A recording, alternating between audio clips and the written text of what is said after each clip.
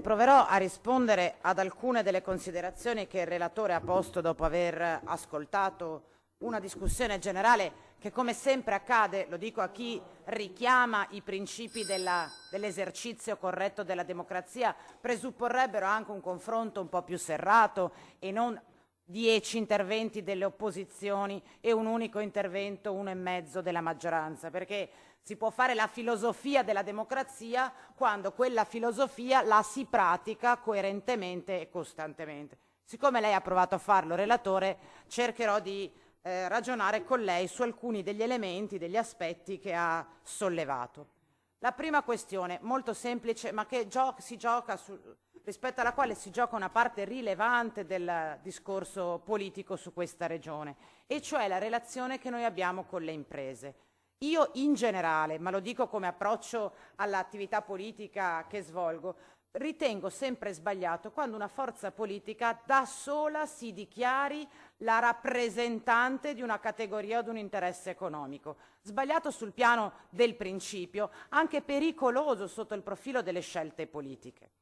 Perché la responsabilità di chi governa una regione dovrebbe essere quella di farsi carico degli interessi di tutte le persone che ha l'onore di amministrare e rappresentare, non soltanto di quella parte politica che ritiene abbia portato del consenso. E se è vero che il merito in parte rilevante di questa manovra di assestamento va alle performance delle imprese venete anche in questi anni complicati, è difficile ritenere credibile l'applauso che oggi voi rivolgete loro dopo aver deciso voi di tassarle nella fase più complicata sotto il profilo della contingenza economica. Grazie imprese che ci avete dato 26 milioni esattamente nell'anno, pochi mesi dopo che voi avete deciso, potendo disporre di diverse manovre o leve fiscali, di andare a infierire lì, dove già le condizioni economiche generali stavano infierendo. E lo dice sempre lei che le imprese sono state contente di questa manovra, perché da quello che risulta a noi hanno non soltanto non condiviso l'impianto, ma non pensano neanche che a quel sacrificio a cui voi le avete chiamate stia corrispondendo quella che lei ha definito una restituzione. Per una serie di ragioni. La prima, le politiche di intervento sulle agevolazioni al credito che questa regione fa, come tante altre regioni, attraverso risorse dell'Unione Europea, lo dico tra parentesi così magari quando si ricorda al relatore Favero di quanto è brutta e cattiva l'Europa, si ricordi anche che arrivano 2 miliardi ogni ciclo di programmazione in questa regione grazie a quella brutta e cattiva Europa, ma alle imprese avete restituito nulla se non poco. Tant'è che quelle stesse imprese che secondo lei sono rappresentate politicamente da voi e che sono contente per ciò che li restituite, oltre ad aver pagato l'IRAP, pagano ogni giorno che decidono di dover andare da Vicenza a Treviso un importo elevatissimo di pedaggio della Pedemontana. 2 volte la pagano quella strada lì, perché lei forse soltanto ieri si è occupato di capire come funziona il bilancio, lo ha detto lei, di questa regione, ma dovrebbe ben ricordarsi che nel bilancio di previsione del 2024 la manovra IRAP sulle imprese nasce esattamente per pagare il buco di bilancio che la Pedemontana ha iniziato a scaricare sui conti di questo ente, perché sulla base di quello che lei e chi c'è stato prima di lei ci avete detto nel 2017, il primo anno di entrata in funzione, la Pedemontana avrebbe dovuto costare 15 milioni. E quelli c'erano a bilancio. Poi la Pedemontana è entrata in funzione e il primo anno di funzionamento della Pedemontana, anziché 15 di milioni, ce ne è costati 42. E quest'anno avete dovuto utilizzare i soldi dell'IRAP per pagare l'ennesimo buco di bilancio della Pedemontana, che avrebbe dovuto essere, secondo le balle che ci avete raccontato nel 2017, di 14 milioni, ad oggi è certificato nel bilancio della Regione un buco di 51 e dai conti che abbiamo fatto noi, ma noi siamo quelli delle opposizioni cattive, non basteranno quei 51 e ci ritroveremo a dicembre a doverne mettere, se tutto va bene,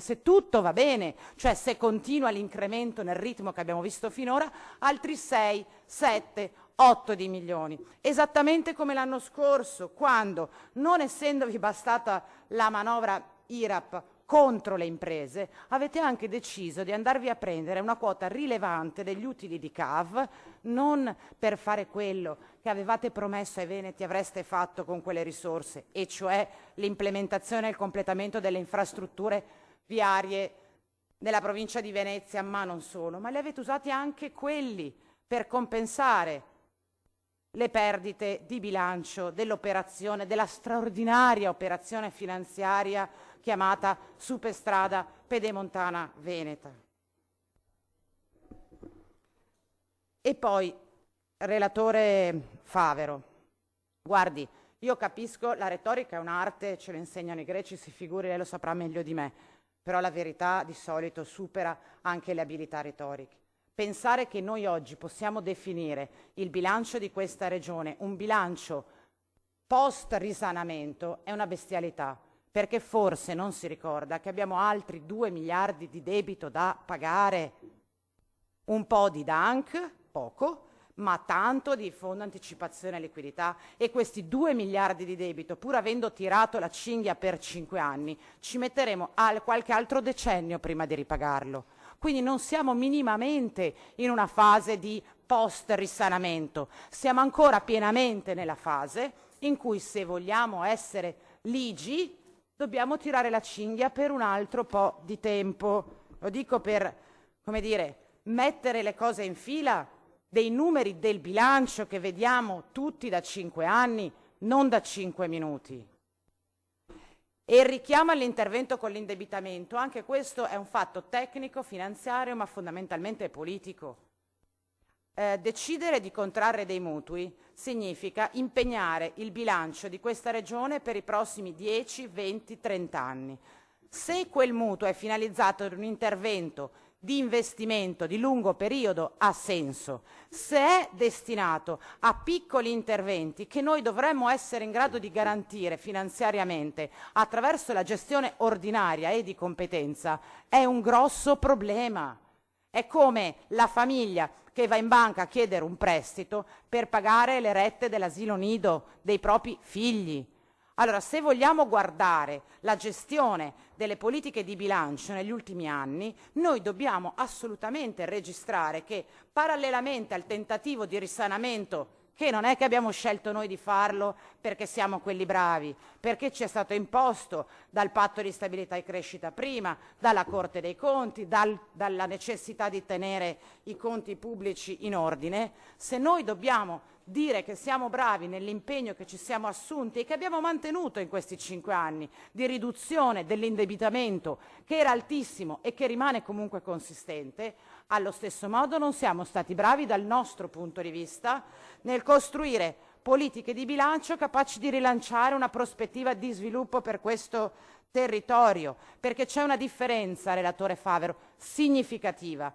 tra gli equilibri di bilancio e le politiche di bilancio dell'austerity. Torniamo sempre alla sua amata Europa. Il tema non è se il patto di stabilità e crescita che l'Europa ci ha imposto negli anni 2000 fosse giusto sul piano della tenuta dei conti pubblici. Il punto è se è sincrono o asincrono rispetto alla fase economica che stiamo attraversando. E allora, se io faccio tagli, austerity, riduco le spese, faccio economie, in una fase in cui tutto sommato il contesto economico e il contesto sociale consentono di ammortizzare questi tagli e queste politiche di austerity, ci può anche stare, che è la ragione per cui tutti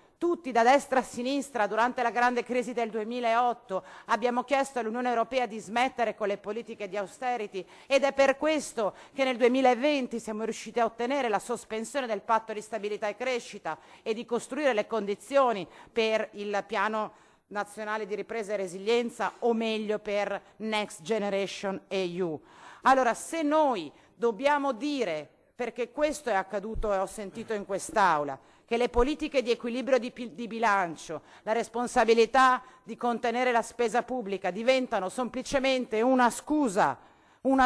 per sopperire a una strutturale mancanza di idee che avete espresso in questi 5 anni, e lo trovo persino intellettualmente disonesto. Come onestamente trovo intellettualmente disonesto ogni volta che vi contestiamo i mancati investimenti, la mancata erogazione di prestazioni e servizi necessari, la incapacità di organizzare attività fondamentali sulla nostra regione, con un atteggiamento lamentoso rispetto ai tagli dello Stato alle regioni,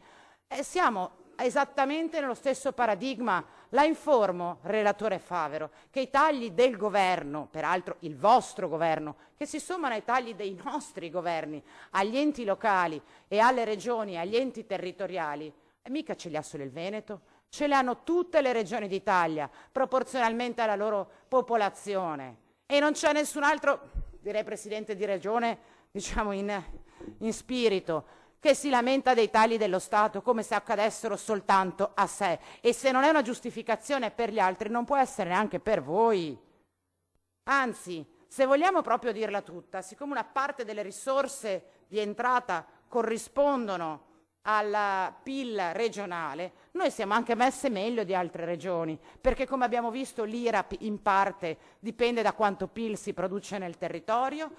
i trasferimenti per la sanità sono proporzionali al numero alle performance di PIL che la regione fa, quindi tutta una serie di parametri di entrata ci vedono messi meglio delle altre regioni, sa relatore Favero, mentre i tagli sono tagli lineari. E perché solo voi vi lamentate sempre e non reagite e non costruite politiche di difesa rispetto ad un trend, quello dei tagli ai trasferimenti, che è strutturale da diverso tempo, se non ve ne siete accorti?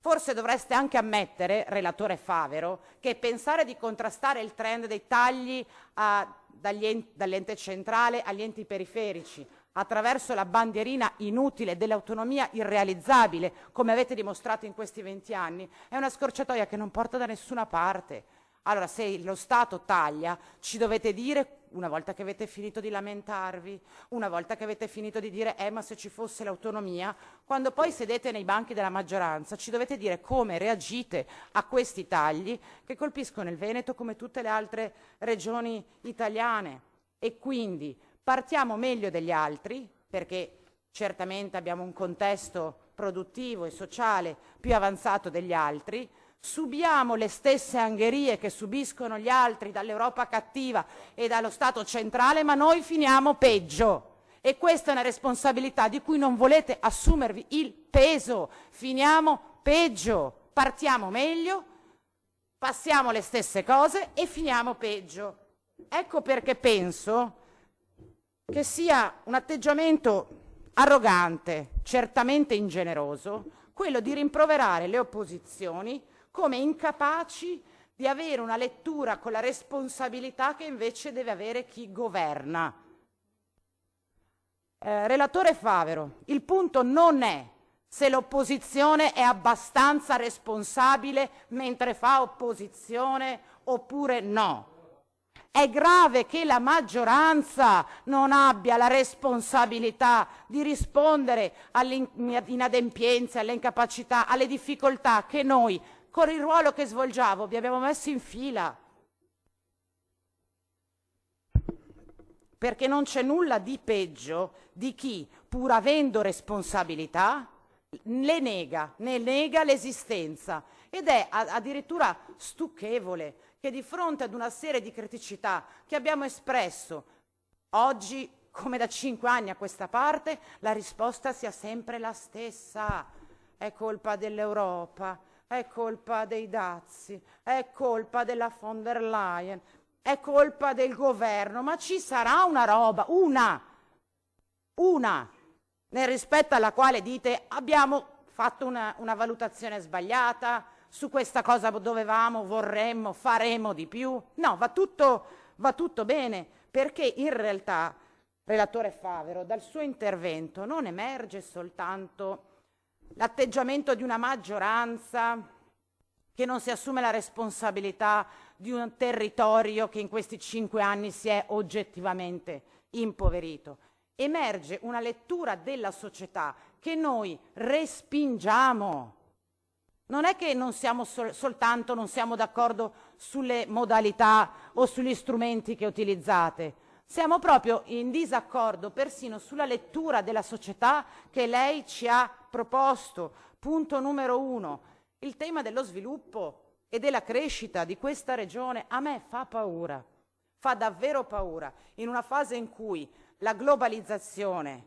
il neoliberismo ha costruito stati democratici, moderni, occidentali, fondati sulle diseguaglianze, che voi riteniate inutile l'intervento dell'istituzione pubblica per governare lo sviluppo, per governare e orientare il progresso, per svolgere poi quella funzione che le istituzioni hanno da quando sono state inventate, che si chiama redistribuzione, perché se lo sviluppo funziona anche senza di voi, andate a casa.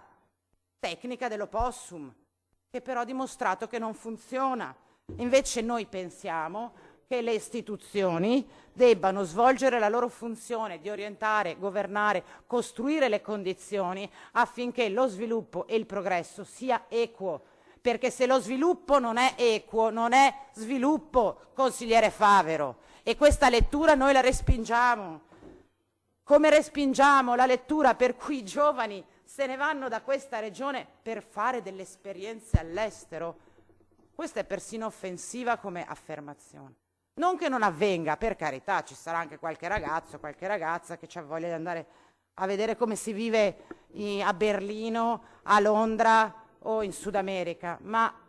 anche su questo, consigliere Favero, se voi, se lei non prendete in considerazione il fatto che tanti giovani decidono di lasciare il Veneto perché in questa regione non trovano le condizioni per poter realizzare il proprio progetto di vita, perché in questa regione, non solo in questa regione, molto spesso a loro viene offerto del lavoro povero, perché in questa regione molto spesso non riescono a trovare un alloggio in affitto o in acquisto a prezzi decenti o compatibili con il loro stipendio. Se ne vanno all'estero perché in questa regione non vedono riconosciuti le proprie competenze e le proprie capacità. E per forza non affrontate questo problema, perché non lo vedete, perché come sempre accade nella lettura della società che voi date, avete degli occhiali che rendono invisibili la fragilità, la difficoltà e chi resta indietro. Voi avete gli occhiali che vi fanno vedere soltanto l'eccellenza delle imprese che ce la fanno, dei giovani che diventano manager, di chi aumenta il PIL. Tutto il resto non lo vedete e il dramma è che non vedendo tutto il resto, ormai in questa regione significa non vedere la stragrande maggioranza dei bisogni delle persone. Terza questione, adesso io per carità, possiamo anche discutere lungamente di un approccio sociologico al perché il bisogno di sanità aumenta in tutti i paesi moderni. Sinceramente, relatore, non le fa grande onore dire che il problema è che la gente si separa o divorzia, perché è veramente oltre l'offensivo. In realtà, sul piano sociologico, il bisogno di sanità e di sociale aumenta perché si sono disgregate le reti sociali e non c'è più la famiglia che può trattenere l'anziano a casa per accudirlo, non c'è più la madre che può stare a casa dal lavoro e non mandare i figli a scuola, non c'è più quella rete di protezione che ha fatto grande questa regione. E mentre dalle altre parti, nelle altre regioni, strutturavano infrastrutture sociali che potessero incrociare il cambiamento sociale che era in atto, noi siamo rimasti fermi, opossum. E oggi ci svegliamo la mattina e ci accorgiamo che anche in questa regione oltre un terzo delle famiglie sono famiglie monoparentali. Oh, buongiorno, relatore Favero, benvenuto nel mondo reale. Cambi gli occhiali e impari a guardare anche quella parte di popolazione che voi non volete vedere. E quindi bene l'analisi filosofica, relatore Favero, bella, è bellissimo ascoltarla, fa delle citazioni simpatiche, interessanti, molto che inducono certamente alla riflessione. Quindi benissimo l'analisi filosofica, malissimo le conseguenze, le conclusioni politiche, malissimo le conclusioni politiche. Credo che le opposizioni abbiano dimostrato in questi 5 anni la responsabilità di farsi carico insieme a voi delle grandi fratture che stanno attraversando questa stagione. Dispiace notare che evidentemente questa sindrome dell'opossum è contagiosa, non colpisce solo i membri della Giunta, ma è bastato una relazione e una correlazione a una manovra di bilancio per essere insomma diffusa in altri colleghi. E allora io credo che se noi vogliamo essere seri sul bilancio dobbiamo fare dei ragionamenti e proporre anche delle conseguenze rispetto ai ragionamenti che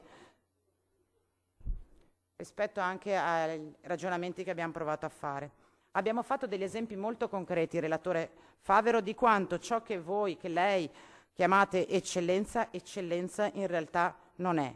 Abbiamo chiesto attenzione sul problema della casa, non ci avete dato risposte. Abbiamo chiesto attenzione sul tema del lavoro povero, non ci avete dato risposte. Abbiamo chiesto attenzione sui problemi della sanità, non ci avete dato risposte. Abbiamo chiesto attenzione sui problemi delle case di riposo, non ci avete dato risposte. Potrei andare avanti così tutto il tempo. Allora, quando abbiamo finito con la filosofia, ci può dire una cosa che risponda a una di queste domande sociali che continuiamo a porre e a lasciare senza risposta in tutti questi anni? Pure